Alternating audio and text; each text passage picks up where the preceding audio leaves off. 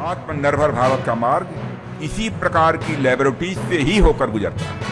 भारत को यदि self reliant बनाना चाहते हैं, उसका रास्ता आप जिस लैब में काम करते हैं उसी लैब से ही होकर गुजरता है। और इस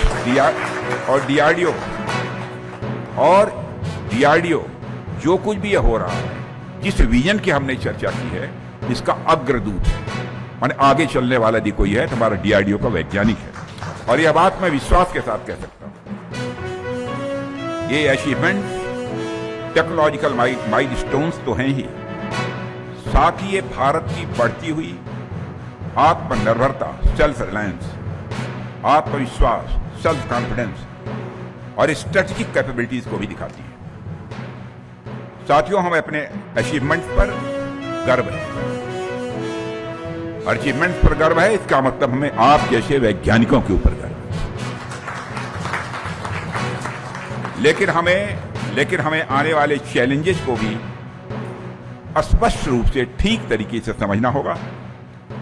और आज हमारी आर्म्ड फोर्सेस को जितनी जरूरत state of the art equipment की है, उससे ज्यादा जरूरत इस बात की है कि वो इक्विपमेंट पर्याप्त संख्या में सही समय पर उपलब्ध हो जाए।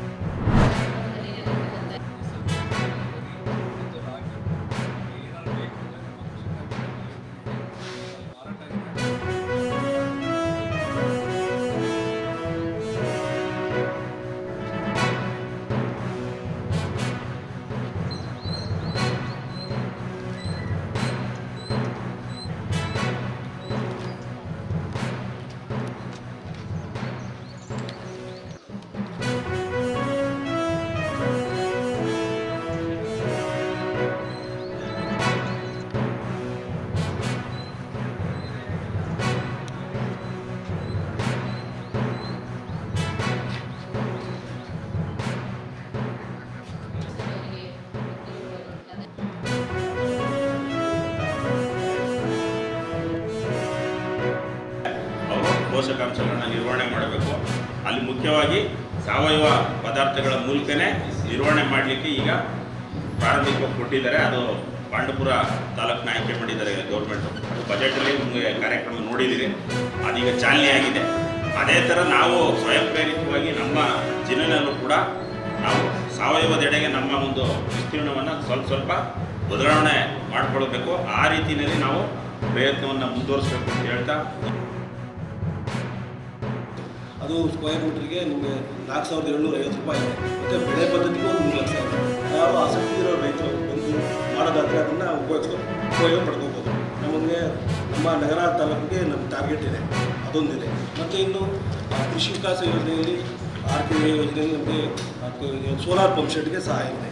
ಅದು ನಿಮಗೆ 1.5 ಲಕ್ಷ ಸಬ್ಸಿಡಿ ಇದೆ, ಒಂದು ಯೂನಿಟ್ ಕಾಸ್ಟ್.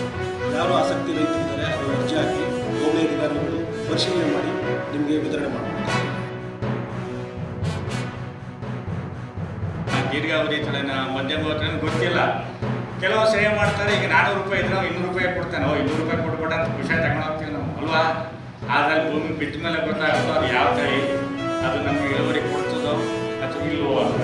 ಹಂಗಾಗಿ ರೈತರು ದಯಮಾಡಿ ಆ ಕಾಲಕ್ಕೆ ಸೂಕ್ತವಾದಂತಹ ತಳಿಗಳನ್ನು ಉಪಯೋಗಿಸಬೇಕು. ಅವ ಮಾತ್ರ ನಾವು ಹೆಚ್ಚಿನ ಇಳುವರಿಯನ್ನು ಪಡೆಯಲು ಸಾಧ್ಯ.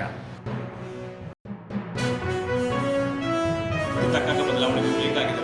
ಯಾಕಂದರೆ ನಾನು ಹೇಳ್ತಿದ್ದೆ, ಏನು ಬದಲಾವಣೆಗಳು ಬೇಕು? ಮಣ್ಣಿನ ಫಲವತ್ತತೆ ಇಟ್ಕೊಳ್ಳಿಲ್ಲ ಅಂತಂದರೆ, ಮಣ್ಣನ್ನು ಸಗಣಿ ಗೊಬ್ಬರದ ಅಂಶ ಬಳಕೆ ಜಾಸ್ತಿ ಮಾಡಲಿಲ್ಲ ಅಂತಂದರೆ ನೀರು ಇಟ್ಕೊಳ್ತಕ್ಕಂಥ ಅಂಶ ಕಡಿಮೆ ಆಗ್ತಾ ಹೋಗ್ಬಿಡ್ತದೆ ಮೇಲೆ. ಅದು ಎಚ್ಚರಿಕೆ ಇರಲಿ. ಹಂಗಾಗಿ ಬದಲಾವಣೆ ಏನಾಗಬೇಕು? ಸಗಣಿ ಗೊಬ್ಬರದ ಬಳಕೆ ಸ್ವಲ್ಪ ಬದಲಾವಣೆ ಬಂದು ಸ್ವಲ್ಪ ಬಳಸಿತ್ತಂದರೆ ಮಣ್ಣಿನ ನೀರಲ್ಲಿ ಇಟ್ಕೊಳ್ತಕ್ಕಂಥ ತಾಕತ್ತು ಮಣ್ಣಲ್ಲಿ ಸುಧಾರಿಸ್ತಾ ಹೋಗ್ತದೆ. ಬಂದು ಆಗಬೇಕು.